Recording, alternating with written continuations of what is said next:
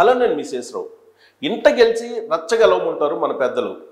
దానికి పూర్తి రివర్స్లో పాకిస్తాన్ ఉంది. ముందు రచ్చ గెలిచి తర్వాత ఇంట గెలవాలనుకుంటున్నారు వాళ్ళు. ఎందుకనంటే పాకిస్తాన్లో ఉండేటువంటి పౌరులు కానీ, పాకిస్తాన్లో ఉండేటువంటి రాజకీయ పార్టీలు కానీ భారతదేశంతో యుద్ధం వద్దు మర్రో అని చెప్పి పార్లమెంటు వేదికగా, పార్లమెంటు బయట వాళ్ళు అనేక రకాలుగా ప్రభుత్వం మీద ఒత్తిడి తీసుకొస్తున్నారు. అయినప్పటికీ పాకిస్తాన్ సైన్యం మాత్రం ఉత్తిత్తి డ్రోన్స్ తోటి హవా కొనసాగిస్తూ ఉంది. దానికి సంబంధించినటువంటి వివరాలు మీకు అందిస్తాను. దానికంటే ముందు పాకిస్తాన్ పార్లమెంట్లో దేశానికి సంబంధించినటువంటి ఎంపీ నరాలు తెగేలాగా ఎలా మాట్లాడుతున్నారో చూద్దాం. అక్కడ ఉండేటువంటి ప్రధానమంత్రి గురించి, అక్కడ ఉండేటువంటి అధికార పార్టీని గురించి ఆయన మాట్లాడుతున్నటువంటిది.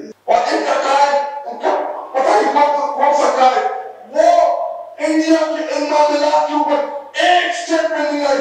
जहां पे स्पीकर साहब मुझे टीपू सुल्तान के वो एक कोड याद आ रहा है कि अगर एक लश्कर जिसका सरदार शेर हो और उसके साथ అదిగో ఇది షేర్ అంటే సిగ్గుతో కూడినటువంటిది, అసలు ధైర్యం లేనటువంటి పరిస్థితి పాకిస్తాన్ ఆర్మీకి. సింహం, షేర్ అంటే సింహం, సింహంతో కూడినటువంటి సైన్యానికి నక్క లీడ్ చేస్తుందని చెప్పి అక్కడ ఉన్నటువంటి ప్రధానమంత్రి షరీఫ్ని అతను ఏ విధంగా మాట్లాడుతున్నాడో చూడండి. లష్కర్ మే గీదర్ హో తో వో షేర్ కి తరహ లగ్తే హై, అగర్ షేర్ కా లష్కర్ ఉస్కా సర్దార్ గీదర్ హో తో వో नहीं लड़ सकते, वो जल्दी हार लेते हैं। इस वक्त बॉर्डर पे खड़ा वो फौजी जो आपसे तवक्को रखता है कि हमारा लीडर जो कौमी लीडर होता है या जो वज़ीर-ए-आज़म होता है वो आईना होता है, वो फेस होता है, उसकी तवक्को है कि हमारी सियासी क़यादत वो गैलरी के साथ मुकाबला करेगी। పరిస్థితి పాకిస్తాన్లో పార్లమెంట్లో ఉండేటువంటి పరిస్థితి. ఒకవైపు యుద్ధం, సరిహద్దుల్లో ఉద్రిక్త వాతావరణం. పాకిస్తాన్ సైన్యమేమో ఇండియాలో ఉండేటువంటి డిఫెన్స్ వాటి మీద దాడి చేయడానికి డ్రోన్స్ ప్రయోగిస్తుంది. దానికి ప్రతిగా భారతదేశం ఏం చేస్తుంది? పాకిస్తాన్లో ఉన్నటువంటి ఎయిర్ డోమ్స్ అన్నింటినీ కూడా, ఎయిర్ డిఫెన్స్ మొత్తాన్ని కూడా దాదాపుగా కీలకమైనటువంటి వాటిని ధ్వంసం చేసేసింది. లాస్ట్కి కరాచీలో ఉండేటువంటి ఓడరేవుని కూడా ధ్వంసం చేసేసింది. దానికి కారణం ఏంటంటే పాకిస్తాను ఉడతూపు లూపింది. దానికి ప్రతీకారంగా భారతదేశం అసలైనటువంటి యుద్ధం ఎలా ఉందో, అసలైనటువంటి దాడి ఎలా ఉంటుందో రుచి చూపించింది భారత సైన్యం. అందుకు బాధపడిపోతున్నారు పాకిస్తాన్లో ఉండేటువంటి ఎంపీలు. ఒక ఎంపీ 2 రోజుల క్రితం బోర్న విలిపించాడు, బోర్న ఏడ్చేశాడు పార్లమెంటు వేదికగానే, యుద్ధం వద్దు అని. ఇక పార్లమెంటు బయట పాకిస్తాన్కి సంబంధించినటువంటి పౌరులు బయటకు వచ్చేసి యుద్ధం వద్దు అని చెప్పేసి వాళ్ళు నిరసనలు వ్యక్తం చేస్తున్నారు. భారతదేశం మీద యుద్ధం వద్దు, యుద్ధం వస్తే కనుక తాము తాగడానికి నీళ్లుండు, తినడానికి తినుండదు, తమకి ఆర్థిక పరిస్థితి చిన్నాభిన్నం అయిపోతుందని ఆందోళన చెందుతూ ఉన్నారు అక్కడ ఉండేటువంటి పాకిస్తాన్ పౌరులు కానీ, పాకిస్తాన్లో ఉండేటువంటి కొంతమంది ఆర్థికవేత్తలు కానీ, లేదా బాధ్యతాయుతంగా ఉండేటువంటి కొంతమంది పౌరులు ఇప్పుడు పాకిస్తాన్లో ఉండేటువంటి ప్రభుత్వాన్ని నిలదీస్తున్నారు. అక్కడ ఉన్నటువంటి ప్రధానమంత్రి షరీఫ్ని అయితే పార్లమెంటు వేదికగా చేసుకొని సహచర ఎంపీలు నక్కలాగా ఈ సైన్యానికి నాయకత్వం వహిస్తున్నాడు. సింహం లాంటి సైన్యం పాకిస్తాన్ది, సింహాలు ఉన్నాయి పోరాటానికి, కానీ నక్క దానికి నాయకత్వం వహిస్తుందని వాళ్ళు ఏ విధంగా విమర్శిస్తున్నారో చూస్తున్నాం.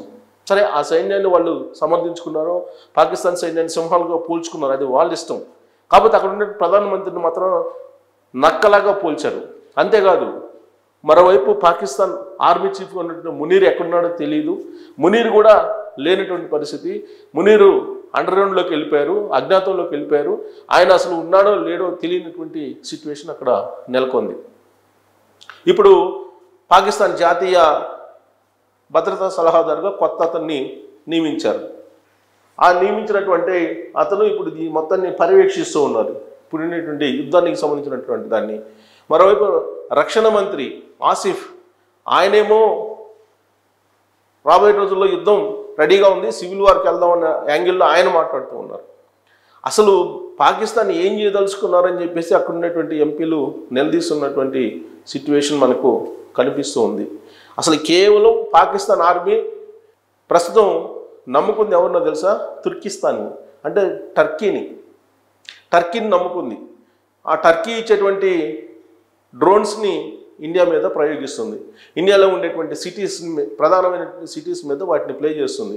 బోర్డర్ అవతల వైపు నుంచి ఇటువైపుకి డ్రోన్స్ని పంపిస్తుంది. ఆ డ్రోన్స్ నిజంగానే పేలుతున్నాయా అని అంటే నిజమైనటువంటి డ్రోన్స్ కాదు అంటున్నారు. దాదాపు 300 నుంచి 400 డ్రోన్స్ని భారతదేశం మీద పాకిస్తాన్ సైన్యం ప్రయోగించింది గత 24 గంటల నుంచి. మరి ఆ డ్రోన్స్ నిజమైనటువంటి డ్రోన్స్ అంటే ఉత్తిత్తి డ్రోన్స్ అంటున్నారు. మరి అలా ఎందుకు పంపిస్తున్నారు అని అంటే అదొక యుద్ధంలో స్ట్రాటజీ అంటున్నారు.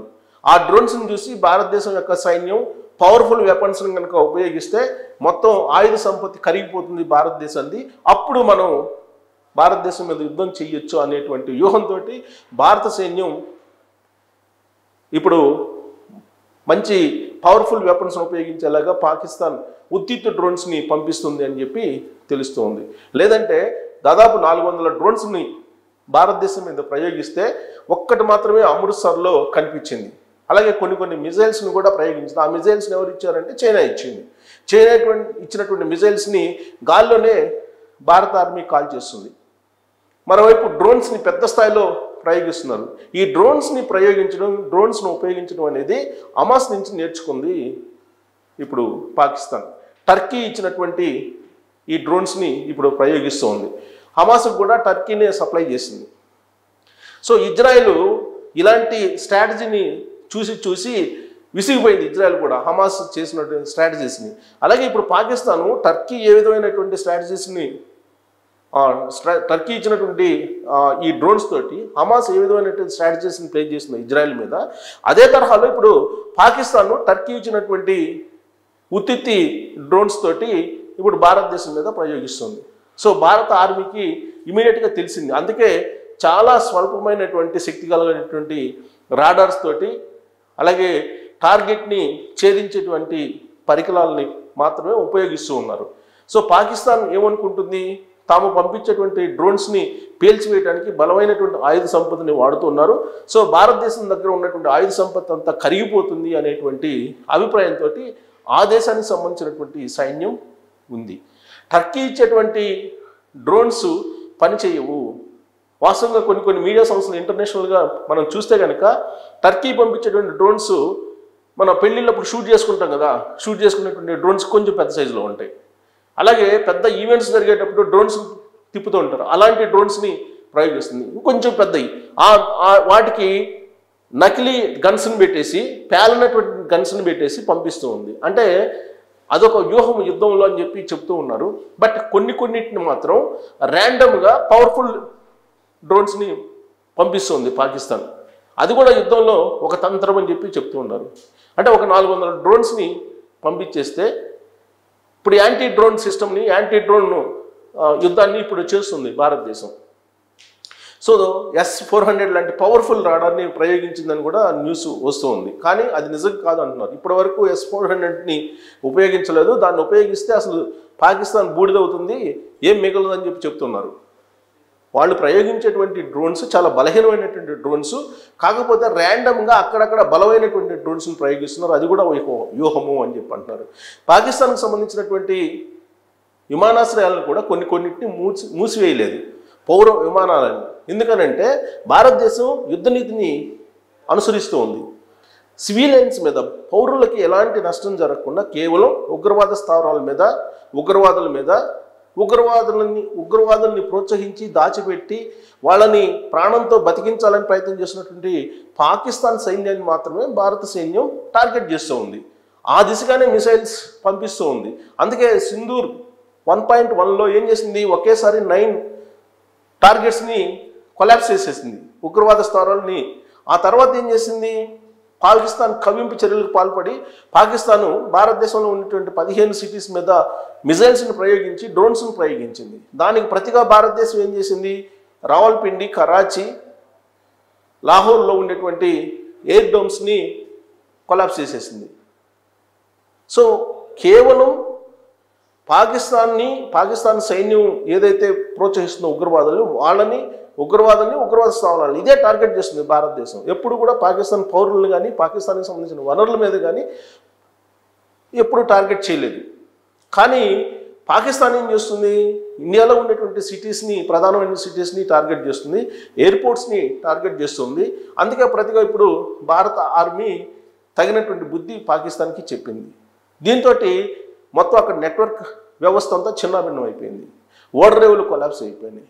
అలాగే ఎయిర్ డిఫెన్స్ ఏరియాస్ అన్నీ కూడా పనిచేయట్లేదు. ఇదంతా చూసిన తర్వాత అక్కడ ఉన్నటువంటి పౌరులు భారతదేశంతో యుద్ధం చెప్పేసి వాళ్ళు పెద్ద పెద్ద ర్యాలీలు తీస్తున్నారు.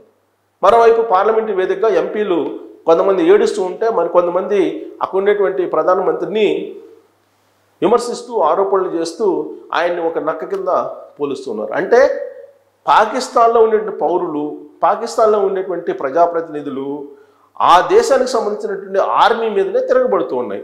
అందుకే వాళ్ళు ఇంటికి వెళ్ళవాల, భారతదేశం మీదకి వెళ్ళవాలని చెప్పి ఇప్పుడు డ్రోన్స్ని ప్రయోగిస్తున్నారు, ఉత్తిత్తు డ్రోన్స్ని ప్రయోగిస్తూ ఉన్నారు.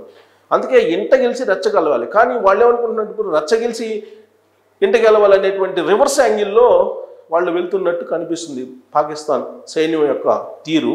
సో రాబోయే రోజుల్లో అనూహ్యమైనటువంటి పరిణామాలు పాకిస్తాన్ సైన్యంలో చోటు చేసుకునేటువంటి అవకాశం ఉంది. అలాగే పాకిస్తాన్ దేశంలో కూడా రాజకీయంగా అనూహ్యమైన పరిణామాలు చోటు చేసుకునేటువంటి అవకాశం ఉంది. దానికి కారణం అక్కడ ఉన్నటువంటి ప్రజల్ని కన్విన్స్ చేయలేని పరిస్థితుల్లో అక్కడ ప్రభుత్వం ఉంది, ప్రజలు తిరగబడుతూ ఉన్నారు.